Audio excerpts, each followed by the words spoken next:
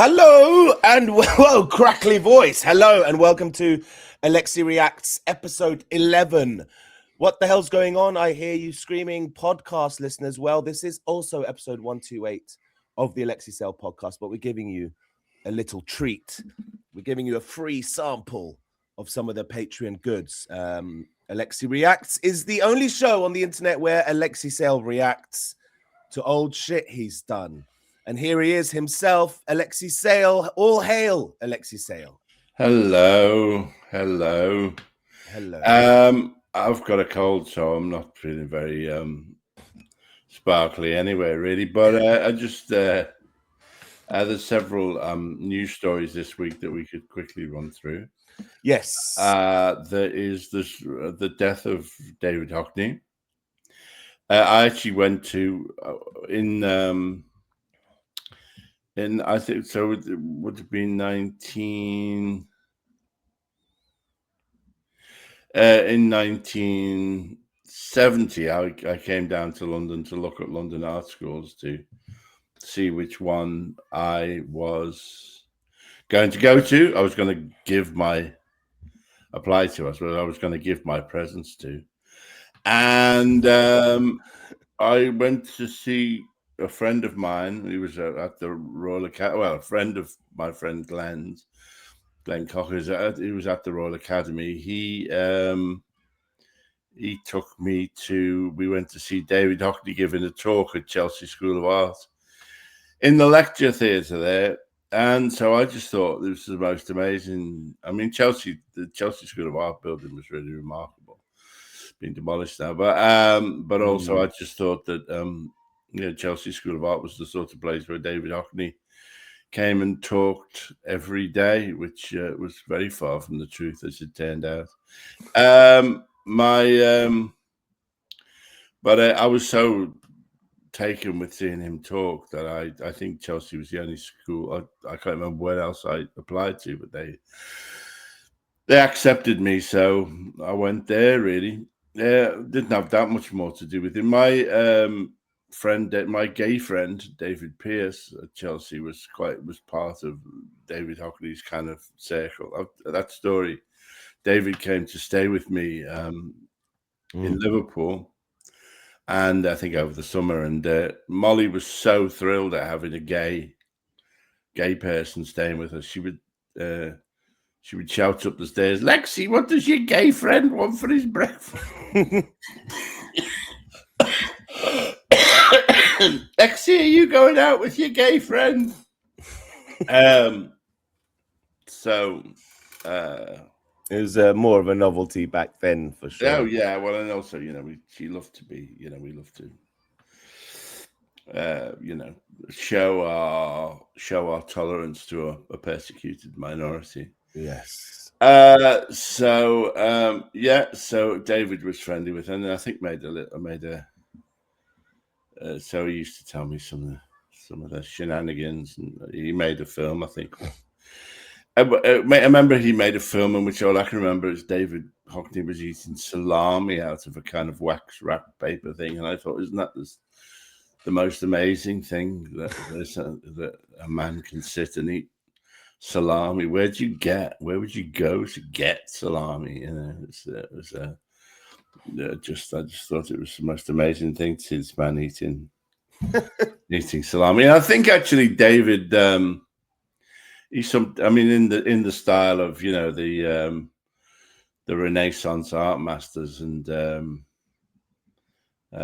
apprentices. David sometimes helped out with the grass. I think he told me once, I helped out with the grass, and he contributed to Hockney's pictures himself.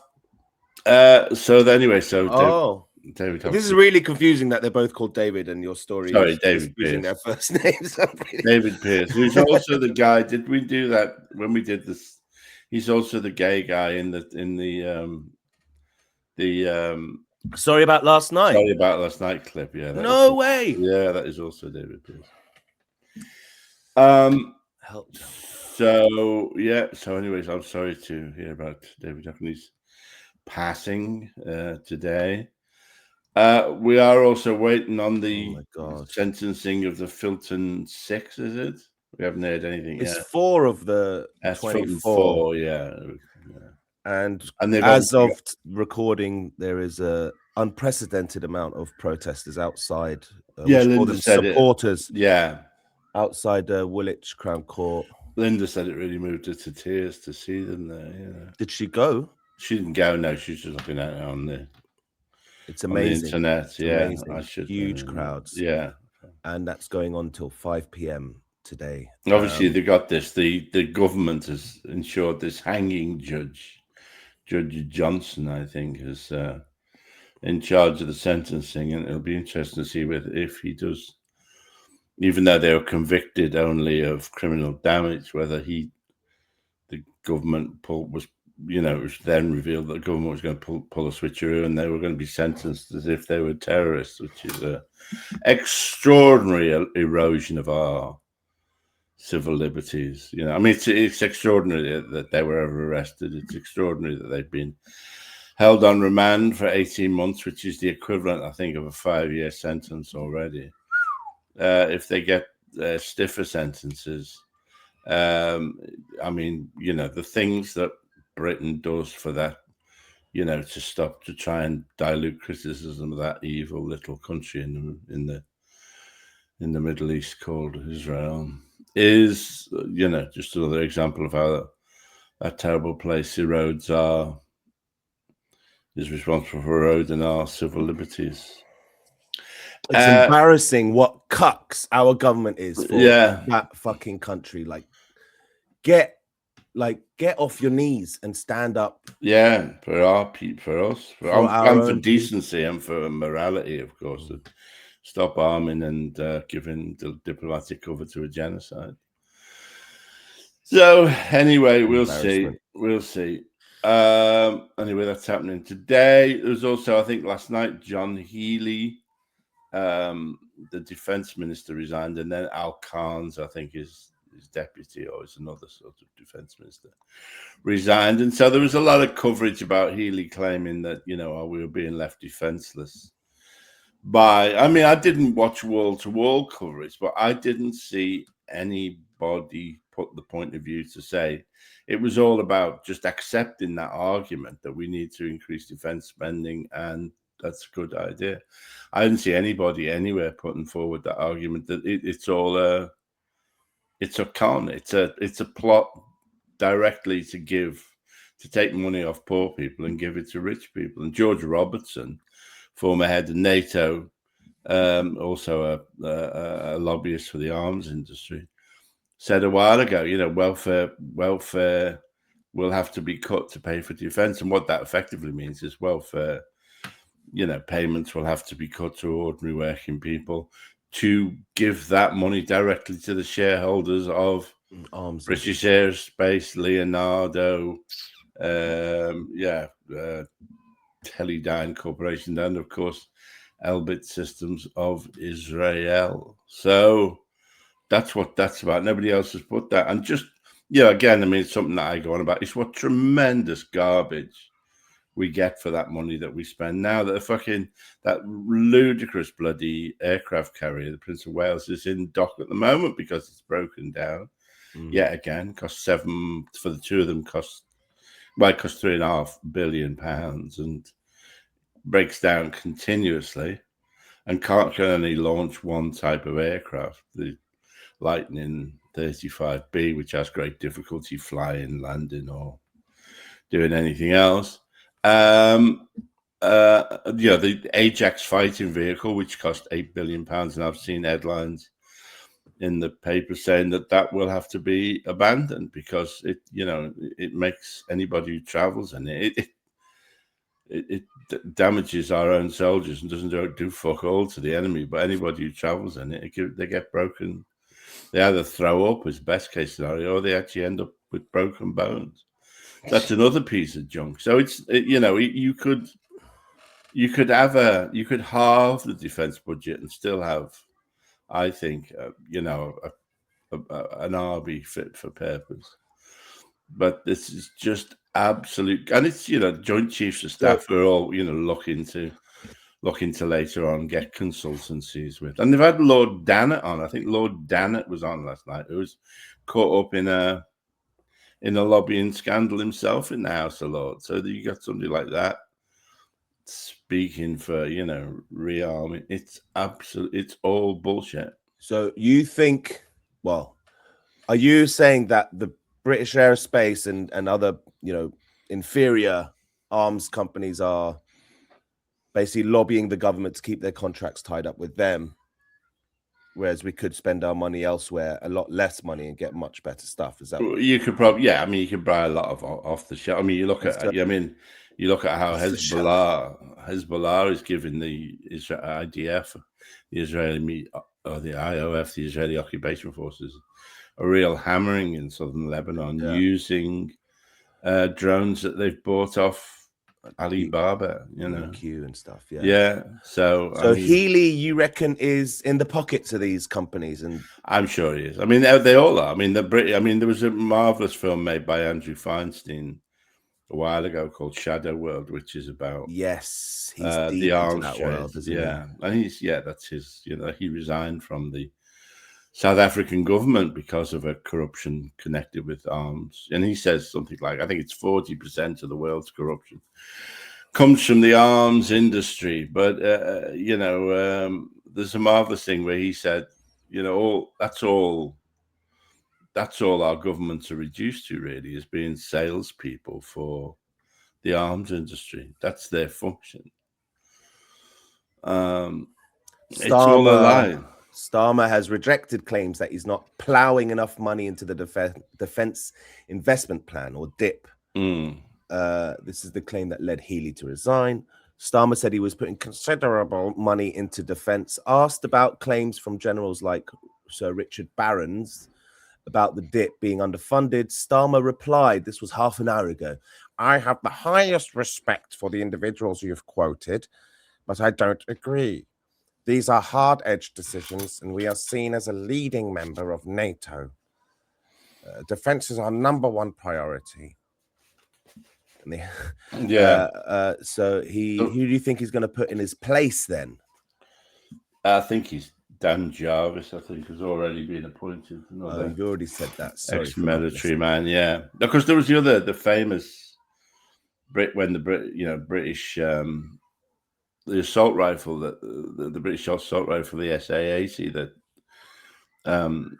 all left-handed soldiers had to be fired because the clips keep flying in their face. Well, the shell cases would fly into their ear. Yeah, the magazine kept dropping out if you brushed against it, and the charging handle used to fall off. It's an absolute piece of junk, and had to be rebuilt in the end by Heckler and Koch of Germany. That is true of every piece of equipment that the British armed forces have ever bought. It's all absolute junk. Where does Israel get most of its arms from? Which company is it? Is it Lockheed Martin? Yeah, they mostly get American stuff, and then they build a certain amount of their own. But they wouldn't last 2 days without the American arms industry. But Britain only supplies them with like parts and computer bits. And bits for the F-35s. But they also get. I mean, they get F-35s. I think that are more advanced than even the ones that the United States Air Force is using, and certainly much more advanced than anybody else, much more advanced than the ones we're flying. It's so embarrassing. It is. Like the evidence is there that we have inferior shit and we're overspending on it, and it's just clear to see. Yeah. And yet they put on this pantomime, Yeah. Was it the Type 46 destroyers, I think, that stopped working every time the weather got hot? Look, there's lots to talk about. Yeah. So anyway, we're done. And there's also Belfast's pogroms, people are calling it now. Yeah. Another embarrassment to this, great nation.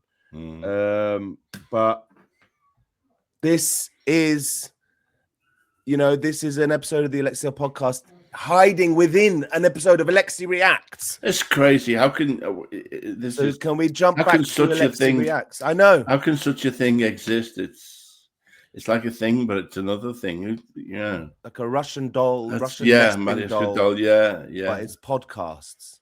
So do you want me to go and react now to this? We're going to jump over back to Alexei Reacts, yes, which is a Right. show I host, and it's normally exclusively on the Patreon. This week, however, we are making it available to everybody in the true socialist Marxist manner that we hope will prevail in Saylovia, the nation we are building over at patreon.com/alexeisaylepodcast. In fact, listeners at home, now that we're switching back to Alexei Reacts, this is a visual format. We're going to actually watch a sketch, an old sketch of Alexei's, and Alexei's going to react to it. If you want to watch along, we're putting it up for free on the Patreon. So go to patreon.com/alexeisaylepodcast, either on your phone or your laptop, and you can. We're making the video free to access for everybody. You know, a subtle form of advertisement for our sole money making arena of this endeavor is the Patreon. One more time, patreon.com/alexeisaylepodcast. Alexei Reacts 11 is what this is. You can watch it for free over there. And if you like it, then maybe you could subscribe, a few quid a month, support the show. What are we reacting to today? Well, over in our chat room on the Patreon, we have a chat room just for Alexei Reacts suggestions. I'm scrolling back up to the top of the chat because we've skipped a few. Rockhopper Penguin has sent in this suggestion. I always loved this from Stuff. I've been waiting in for Jehovah's Witnesses ever since. Alas, to no avail. And it is the sketch, the Jehovah Witnesses sketch from Alexei Sale's Stuff, Season 1, Episode 6, apparently. Any memories or thoughts on this sketch, Alexei, before we get into it? It'll probably come back to me when I see it, really, but at the moment, no. Okay, normally you have. Okay, let's see if this triggers anything then. At any point, I will pause it and you can tell me your thoughts, Lex. Shall we get into it? Yeah, let's do that. Okay, here we go. Jan Ravens. Good evening. We were wondering how in this world of evil and suffering we can survive without the spiritual guidance of our Lord in heaven. Oh, yeah? You two can live forever in paradise on earth. 20 million, Angus Oh, Deaton. right. Would you like to come in and talk about the Bible? Fair enough then. Sorry to interrupt the point. Would you like to come in and talk about the Bible? Oh, yes, indeed. Thank you. This way. That's it. Well, we were hoping someone would drop round. Right. Oh, it's not Jan, is it? It's This is Felicity Montague, isn't it? I'm sorry. Is that right? Yeah. Look at her face again. Yeah, it's Felicity. Where do I know her from? I know that face. Alan Partridge. Right, yes. Yes, it's his assistant. Was it Linda? No. What's her name? No. Oh, God knows. Not Jan, I can't remember. Anyway, I don't know. in they come. And who? Lynn. Lynn. Round. Right. This is our lodger, Moses. The prophet Isaiah. Mark Williams. The son of Cushi, son of Gedaliah, son of Amariah. Habakkuk, you probably know. Jeroboam. And this is the man from the cake shop. Better known as Epiphanes of Bethlehem. So, what is it you wanted to, It's so weird seeing her not being Lynn. Like, she's so alive and vibrant. Yeah. When someone finds a role like Lynn, or that so just becomes the main thing you're known for. That's all you can think of.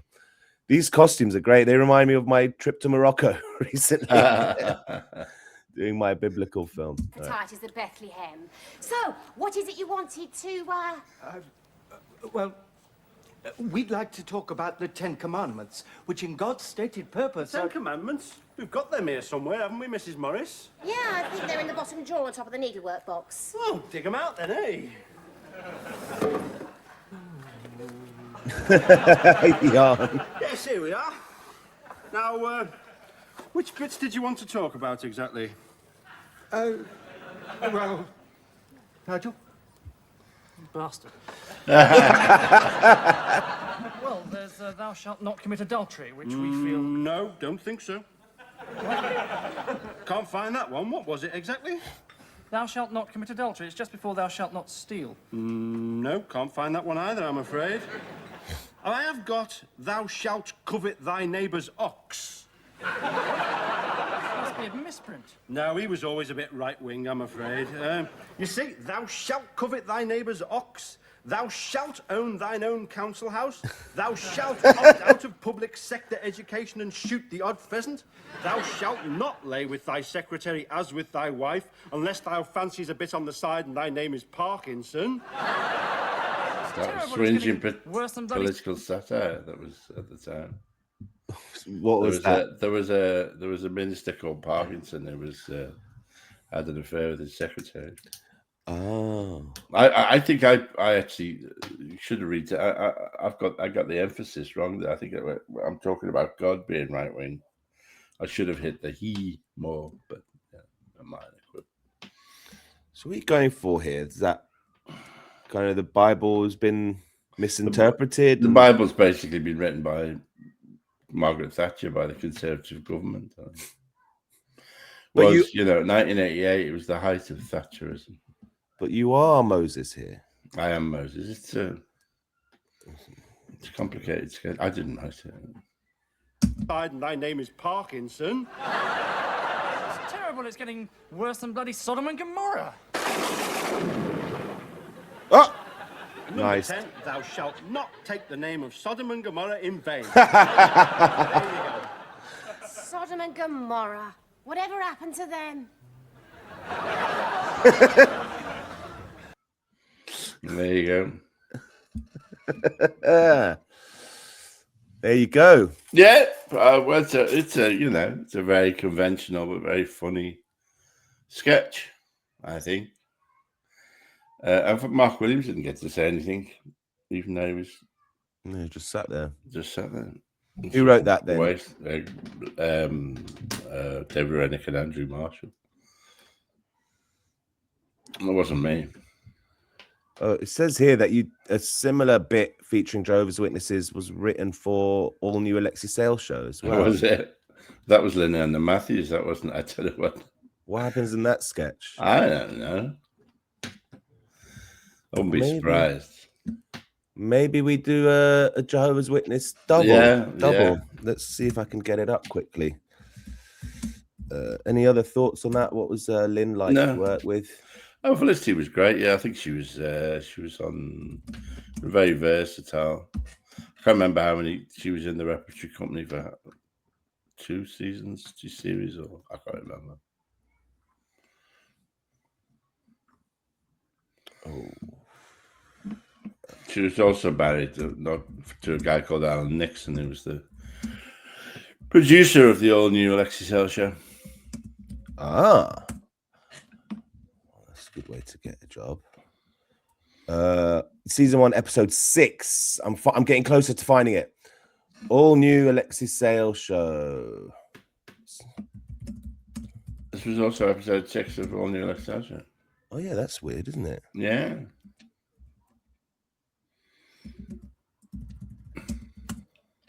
Weird how the world lines up like that sometimes. Let's see if that's actually true, though. This will be obviously by the all new Alexei show. We dispensed with the repertory company, and we just hired actors on a, as we needed them for each particular, piece. Really. Yep.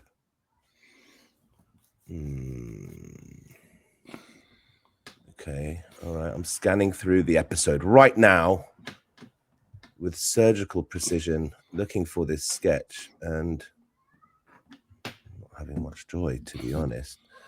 Especially looking for season 1, the all new in this episode. Oh, it's the Egbert and Bill. Oh, right. Okay, I have found that. All right. So this was a swinging pastiche of what are they called? oh God, Gilbert and George. Gilbert and It was very funny. And it was me and John Sparks, a very funny actor and comedian. And they appeared in, I don't know what they appeared in each show in the first series. Well, I like doing things, you know. No, who else would do a pastiche of two, you know, I mean, really not really well known artists. I mean, known in the art world, but not known, you know, by the general television watching public. And Anyway. who's this with you? Who's John playing? Sparks. Oh yeah. Do we need the little preamble here? Well, Probably, I don't know. Film that in a hotel in Hastings. Let's have a look. Build a treehouse while shagging an actress. The Prince's Trust. The Prince's Trust. I mean, I wouldn't trust him with my wife. That holds up, doesn't it? Yeah, still. Because I'm married to Camilla Parker Bowles, actually.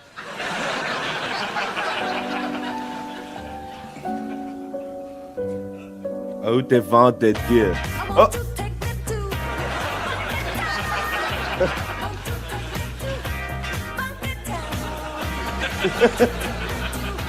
Okay. Now you change position. Yeah.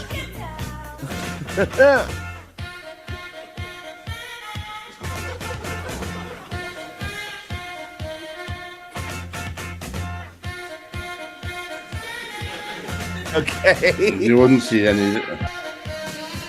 It goes on for. That went on a bit long, didn't it? Yeah, but then that was. Yes, we better not overdo it.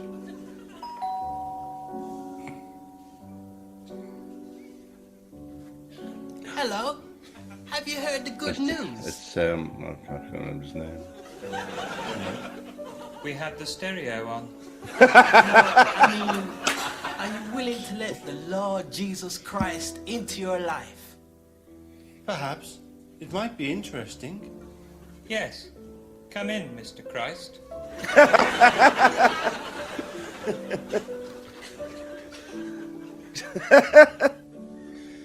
I thought you were wearing a fez this whole time. That's just your hair. My hair, yeah. That's a wig.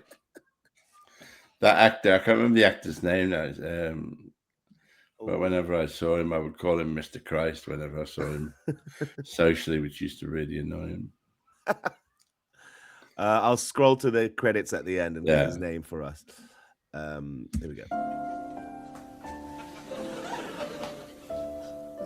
Mr. Bill, have you ever thought about God?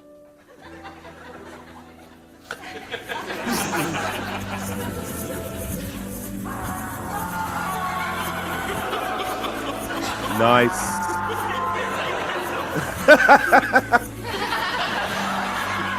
There's Lovejoy in there. Say again. There's a bit of Lovejoy in there, wasn't there? I love this. This is very Gilbert and Yeah. George artwork. Yeah, But- it's very good pastiche. Yeah. All your like nightmare visions of religious metaphors and imagery. Your face. your own penises. That's great. Yes, I have thought about God.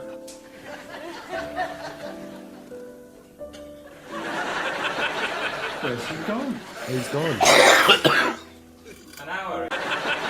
You got to mute yourself if you're coughing, please, Alexei. You sorry. talked over John Sparks there. Where's he gone?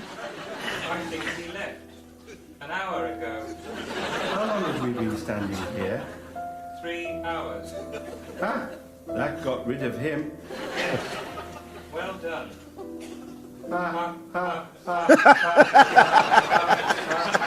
Excuse me, this militant. No, that's not stuff you'd see in fucking Michael McIntyre, is it? No. I like that a lot. Okay, there you go. Look, John Spot. I'm just going to play this just so tell me when you see his name, okay? It's material. There's the credits. Gene Marsh, Peter O'Brien, John Sparks, Mark Hadfield, Peter Capaldi, Carlton Dixon. Carlton Dixon. Carlton Dixon, there we are. We don't want to leave him hanging there, do we? Yeah. All right. He was in there, so. 2 Jehovah's Witnesses sketches from 2 different sets of writers from 2 different series that you did on BBC. Well done. Any thoughts on that? And no, it's very funny, very daring, when before Gremlin went mad. Yes. It would be about Mormons if it was done these days, probably. They're a bit more prominent, obscure Christian sect cult kind of thing, isn't it? Yeah. No, are we going? Are we finishing or are we going? Because the other thing that I've done this week is my Double Down News video which is up to about 300 and something thousand views at the moment. Done very well. Me, Michael Rosen, and Miriam Margolis. Most commentators, when I look through, express affection for Miriam and then Michael, and then bringing up the rear me. It seems like a lot of it is you and Michael kind of navigating around Miriam, and having to bless her, but having to re-explain things. To her. She's everything from the heart, They call us the wrong kind of Jew. Miriam Margolis, Michael Rosen, and Alexei don't hold back. That's what it's called. Go and check it out if you haven't seen it already. Yeah. Good hour long. Share it on share it on your social media. You're getting a lot of love for it, Alexei, and I've seen a couple people clip out bits from you and put them on the social media. Oh, good. All right.